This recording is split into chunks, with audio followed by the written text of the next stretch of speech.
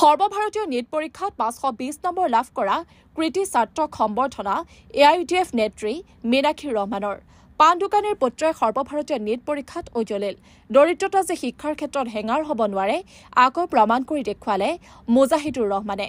নীটত 520 number লাভ কৰি উজ্বলিল কয়াকুছিৰ ভৌকামাৰীৰ পাণ দোকানীৰ পুত্ৰ মুজাহিদুৰ ৰহমান। সংখ্যালঘু অধ্যুষিত অঞ্চলত মুজাহিদুৰ ৰহমানৰ এনে সাফল্যত উৎফুল্লিত গাঁওবাসী।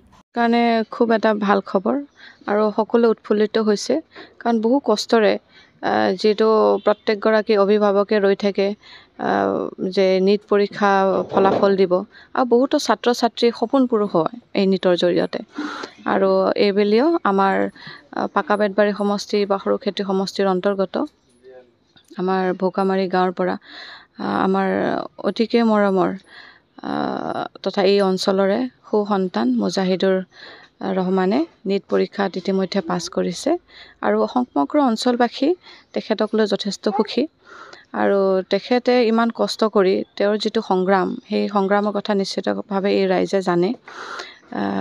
তেওঁ আজি নীট পৰীক্ষাত উত্তীৰ্ণ হ'বলৈ সফল হৈছে আৰু তেখেতৰ যিখিনি আশা আছে অনাগত দিনত এজন ডক্টৰ হোৱা সফল ডক্টৰ হোৱা সমাজৰ হৈ কাম কৰা তাত তেখেতৰ উদ্দেশ্যক আমি জানি পেলাই সঁচাকৈ বহুত আনন্দিত হৈছোঁ আৰু আশা ৰাখিছোঁ ভৱিষ্যতৰ দিনত তেখেতে এজন সফল ডক্টৰ হৈ এই অঞ্চলৰ উন্নয়নৰ বাবে এই অঞ্চলৰ স্বাস্থ্য কিভাৱে অগ্ৰগতি দিব পাৰে তাৰ বাবে আমি তেখেতৰ ভৱিষ্যত জীৱনৰ বাবে উজ্জ্বল কামনা কৰিছোঁ। বৰপেটা জিলাৰ পাকাবেতবাৰী সমষ্টিৰ অন্তৰ্গত কয়াকুছিৰ ভৌকামাৰীৰ গাঁৱৰ পাণ দোকানী শাহজাহান আলী আৰু মমতাজ বেগমৰ পুত্ৰ মুজাহিদুৰ ৰহমানে সদ্য ঘোষিত নেশ্যনেল এলিজিবিলিটি কাম এণ্ট্ৰেন্স টেষ্টত ফলাফলত সৰ্বমুঠ 520 নম্বৰ লাভ কৰি উজ্বলি উঠিছে। বহুত ভাল লাগি আছে, বহুত কষ্টৰ ফলত পালোঁ, সেইটো আৰু ভাল লাগিছে। আজমল সুপাৰ 42 2 বছৰ আছিলোঁ, first year second year integrated কোৰ্ছত এইচ আৰু নীট দুটা একেলগে দিলোঁ, তাৰপিছত পালোঁ আৰু ফাৰ্ষ্ট চান্সত। মেট্ৰিক দিছিলোঁ ইউনিক একাডেমীৰ পৰা, হাই ছেকেণ্ডেৰী সুপাৰ 42 পৰাই একেলগে। এই যে তোমাৰ এনেকৈ আজি সুখ্যাতিৰে পাছ কৰিলা, মাক দেউতাকে কেনেকৈ সহায় কৰিছিল? মাক দেউতাকেতো প্ৰথমৰ পৰাই বহুত সহায় কৰিছে, প্ৰথমৰ পৰাই লাগি আছে।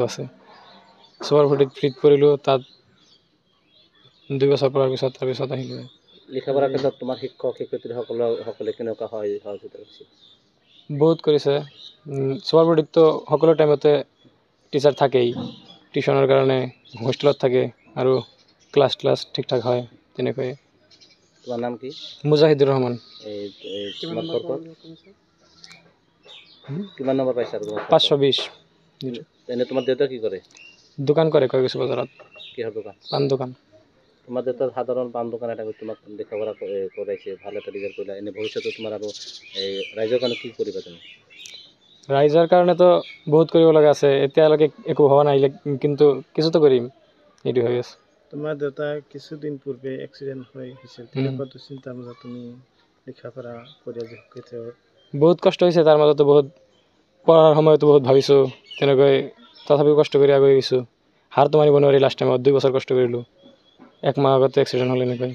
বিৰাট ভালেই লাগিছে, বহুত যিখিনি আশা কৰিছিলোঁ সেইখিনি পাইছোঁ। ওপৰৱালাই সেইটো সহায় কৰিছে আৰু আমাৰ গাঁৱৰ বা ৰাইজবিলাকেও আমাক মানে সহানুভূতি আৰু শিক্ষকবিলাকেও সহানুভূতি দিছে আৰু বহুত উপকাৰ কৰিছে। আমাৰ ভৱানীপুৰ BPHCৰ ABPM ছাৰেও আমাক তেনেকৈ আমি আৰু বহুত সুখী হৈছোঁ আৰু তাৰ মাজতে আমি নীট পৰীক্ষা যেতিয়া 1 মাহ বাকী আছিল তেতিয়া আমাৰ হঠাৎকৈ এটা অঘটন হৈ যায়। আমি দুয়োজনে মানে এক্সিডেণ্ট হৈছিলোঁ, মানে ইমানেই দুখ লাগিছিল যে কিবা হয় নাজানো, তথাপি তাক মুজাহিদুৰক কোৱা নাছিলোঁ। মই মানে 5 দিন পিছত ইমান কষ্ট কৰি মানে মনত বল আনি মই এটা ফোন কৰি কৈছিলোঁ যে আমাৰ একো হোৱা নাই, তুমি চিন্তা নকৰিবা, তুমি ভালকৈ পঢ়ি যাবা। তথাপি যিদিনা আমাৰ 18 মাৰ্চত হ'ল এক্সিডেণ্ট হ'ল, তাৰ 19 তাৰিখত মক টেষ্ট পৰীক্ষা আছিল।